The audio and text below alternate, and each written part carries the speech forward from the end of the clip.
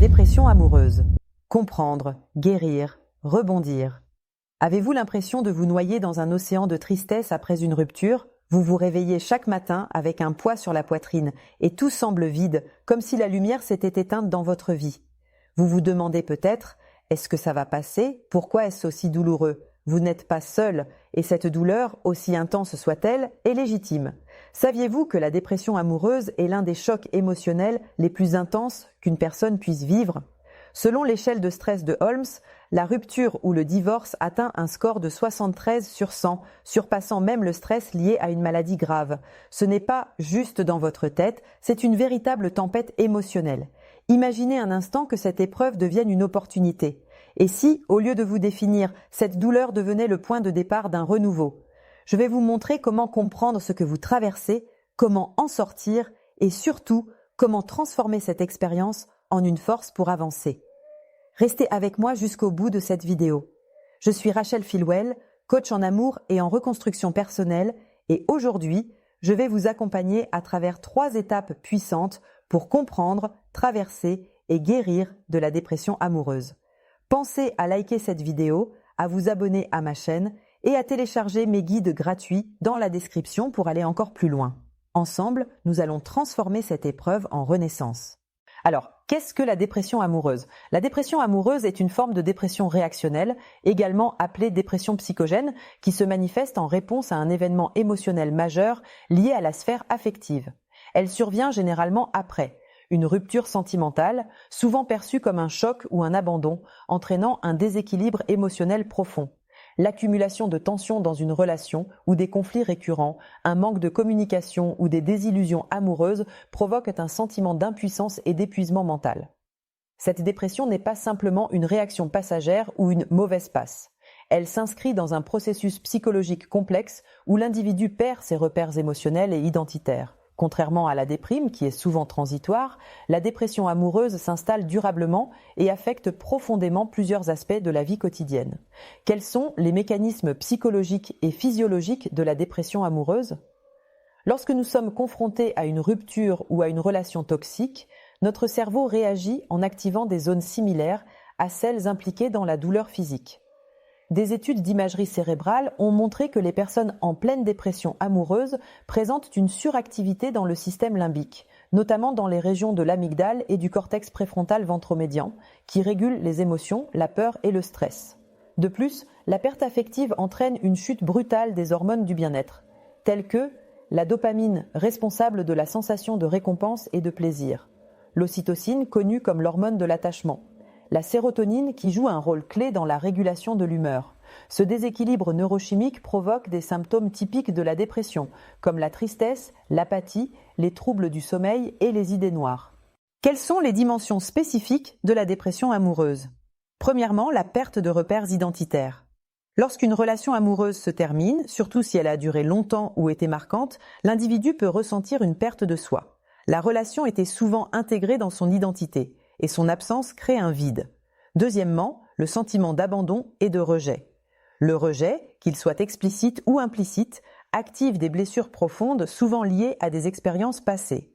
Ce rejet exacerbe les pensées d'auto-dévalorisation et de culpabilité. Troisièmement, la rumination mentale excessive.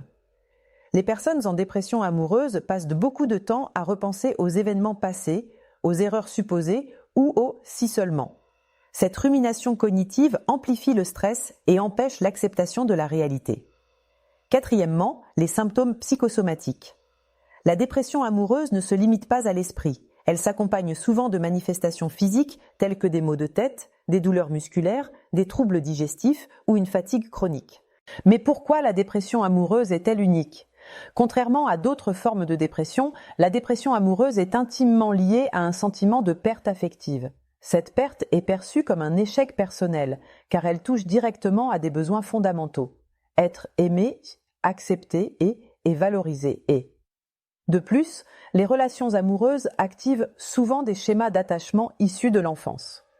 Une rupture ou une relation conflictuelle peut réactiver des traumatismes relationnels anciens, tels qu'un abandon parental ou un manque de sécurité émotionnelle dans l'enfance. Voici les 4 étapes pour surmonter la dépression amoureuse. 1. Reconnaissez la dépression et agissez. La première étape pour guérir est de reconnaître que vous traversez une dépression. Ce n'est pas un simple coup de blues. Une dépression est une maladie et elle nécessite un accompagnement. Alors que faire? Consultez un professionnel pour établir un diagnostic. Suivez un accompagnement thérapeutique adapté à votre situation. Cela vous permettra de mettre des mots sur votre douleur et de trouver des solutions concrètes. Si vous ne pouvez pas consulter en présentiel, optez pour un suivi en ligne. 2. Gérez votre stress pour soulager votre esprit. Le stress est le compagnon direct de la dépression amoureuse. Il alimente vos pensées négatives et amplifie vos émotions. Pour réduire le stress, identifiez vos sensations. Chaque émotion que vous ressentez comme la tristesse, la colère, la peur est une information. Accueillez ces sensations, nommez-les et laissez-les passer sans les bloquer. Pratiquez des techniques de relaxation. La méditation ou des exercices de respiration peuvent réduire votre niveau de stress en quelques minutes. 3. Redonnez du sens à votre vie. Après une rupture, tout semble vide, mais c'est aussi une opportunité pour redéfinir ce qui est important pour vous. Connectez-vous à votre tristesse. Elle est une étape nécessaire pour vous reconstruire. En l'accueillant, vous pouvez commencer à envisager ce que cette séparation peut vous apporter comme renouveau. Posez-vous cette question.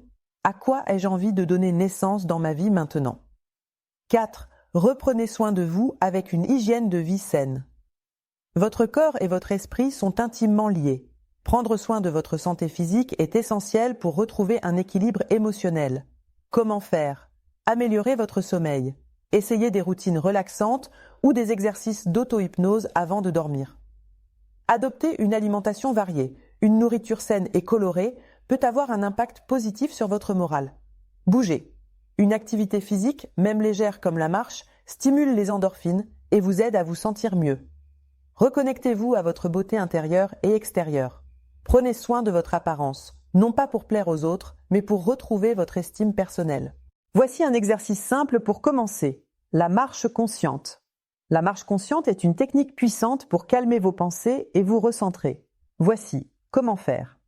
1. Marchez lentement dans un endroit calme. 2. Concentrez-vous sur vos pas et votre respiration. 3. Observez les sensations dans votre corps sans jugement. Cet exercice, pratiqué régulièrement, peut vous aider à mettre de la distance avec vos ruminations. En conclusion, vous méritez de renaître après cette épreuve. La dépression amoureuse n'est pas une fatalité. Elle est une étape douloureuse, mais elle peut aussi être une opportunité de transformation. Partagez vos expériences. Avez-vous déjà ressenti les symptômes de la dépression amoureuse? Quels petits pas avez-vous fait pour aller mieux? Je prends le temps de lire et de répondre à vos commentaires. N'oubliez pas de liker cette vidéo, de vous abonner à ma chaîne et de télécharger mes guides gratuits. Vous êtes plus forte que vous ne le pensez et je suis là pour vous accompagner. Je vous dis à tout bientôt dans une prochaine vidéo. Bye bye.